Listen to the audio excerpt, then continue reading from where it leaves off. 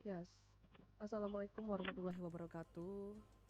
Alhamdulillahirobbilalamin, segala puji bagi Allah Subhanahu wa taala yang telah memberikan kita nikmat ini. Pada kesempatan hari ini di Senin 27 April 2026 di Hikmah Pagi kita akan mengangkat topik berbagi itu indah dengan subtema keutamaan kaum lemah, fakir dan miskin. Sudah terhubung bersama kita di via telepon bersama Ustadz Haji Orbit Rupawan STHI dengan selamat pagi Ustadz. Assalamualaikum. Selamat pagi. Ya, waalaikumsalam ya. Silakan Ustadz materinya. Baik, terima kasih. Bismillahirrahmanirrahim. Assalamualaikum warahmatullahi wabarakatuh. Alhamdulillahi rabbil alamin. Assalatu wassalamu ala asyrafil anbiya'i wal mursalin. Sayyidina wa maulana Muhammadin wa ala alihi wa sahbihi ajma'in. Amma ba'du. Sadatul muhtaramin, pemirsa Perempat RRI Palembang yang kami cintai, kami banggakan. Alhamdulillah, pagi hari ini kita kembali dapat bersua di ruang siar pemirsa Perempat RRI Palembang dalam keadaan sehat walafiat. Kemudian salawat dan salam kita persembahkan kepada junjungan besar Nabi Muhammad Sallallahu Alaihi Wasallam beserta keluarga, sahabat dan pengikut beliau hingga akhir zaman. Pemirsa, izinkan saya pagi hari ini menyampaikan kitab Riyadhus Shalihin bab ke-32, tema tentang keutamaan kaum lemah, fakir dan miskin. Pemirsa Perempat daerah di Palembang, dalam pepatah bahasa Arab itu dikatakan di kulli syai'in maziyatun, bahwa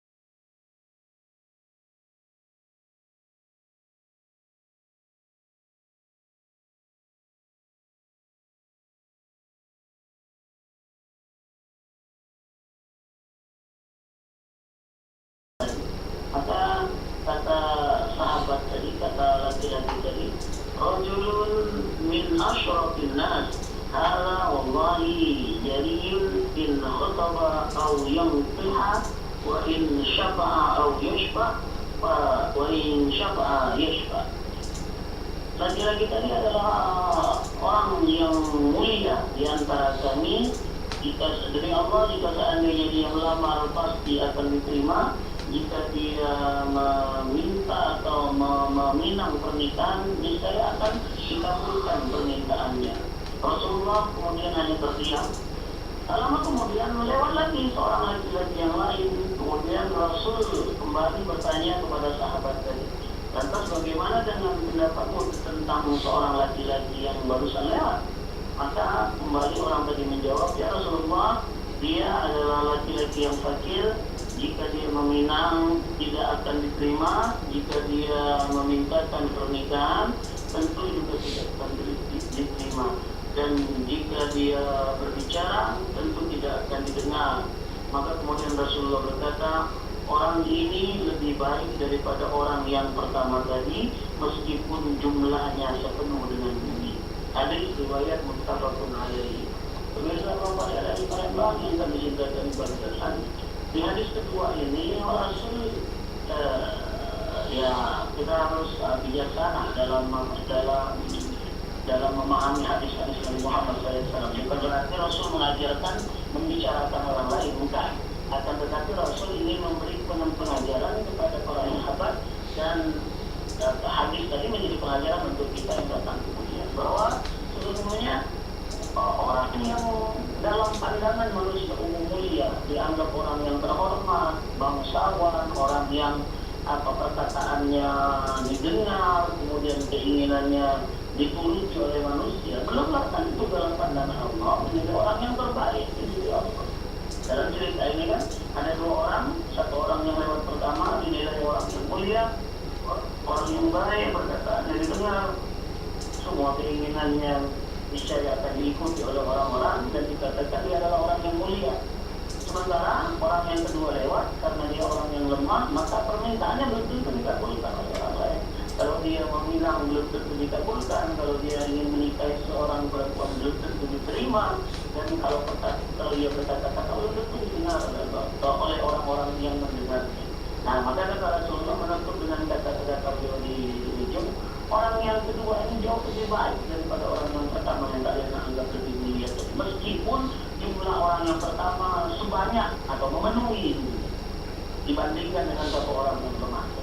Jadi saya katakan kita harus bijak. Yang pertama, bukan berarti ini mengajarkan kita membicarakan dengan orang lain, kita bicarakan bukan, tapi dalam rangka pengajaran bahwa sesungguhnya orang yang mulia di mata manusia juga tentu mulia di hadapan Allah Subhanahu wa Ta'ala. Nah, dalam hadis yang kedua ini kita melihat bahwa dalam pandangan manusia seperti itu. Ketika melihat orang yang kaya, maka kita anggap dia pasti mulia, karena di dunia saja dimuliakan. Kita melihat orang yang masyhur karena dia punya kehebatan, maka kita anggap dia adalah orang yang mulia. Kita melihat orang yang berkuasa, pejabat, camat, apakah gubernur, apakah presiden, atau penguasa dimanapun, karena dia punya kekuasaan, duduk di tahta, kemudian katakan dia mulia. Kenapa? Karena di mata manusia. Padahal sesungguhnya kata Rasulullah belumlah tentu mulia dalam pandangan Allah Subhanahu wa Ta'ala. Kemudian banyak di antara kita menganggap lemah, menganggap rendah orang lain karena mereka tidak punya harta, mereka tidak punya ilmu, mereka tidak punya kekuasaan. Dia membuat mereka tidak dibanggakan di hadapan Allah, di hadapan manusia, dan kita anggap dia adalah orang yang lemah.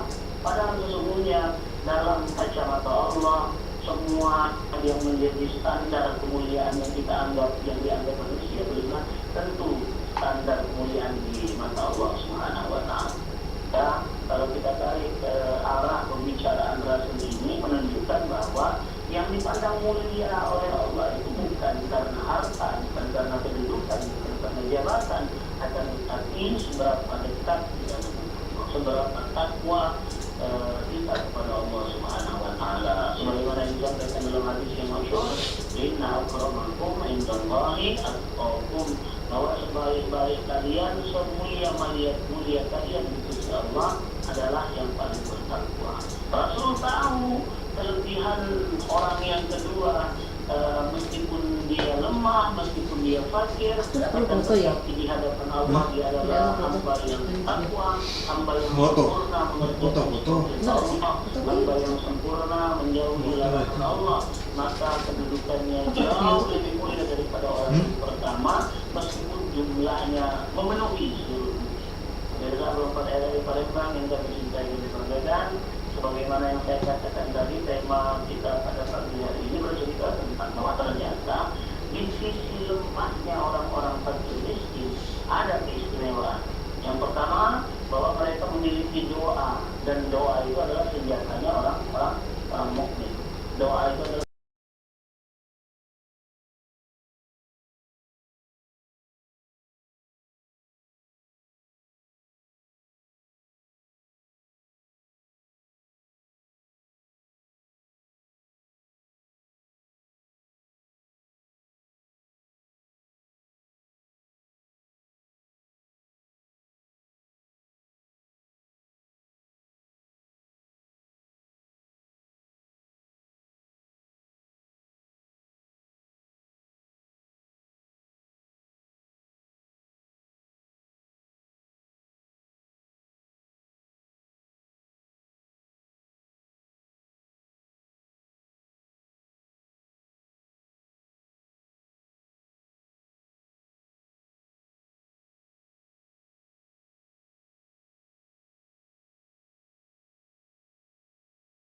warahmatullahi wabarakatuh.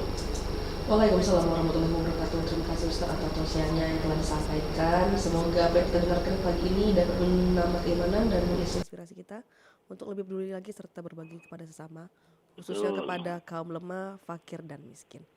Semoga Allah SWT senantiasa memberikan kita hati yang lembut, rezeki yang berkah, serta menjadikan kita hamba yang gampang berbagi.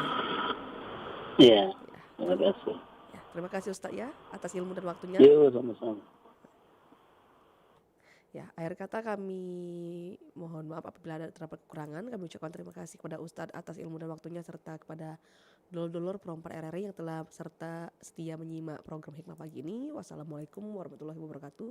Setelah ini kami akan putarkan hiburan religi sampai dengan pukul 6 waktu Indonesia Barat.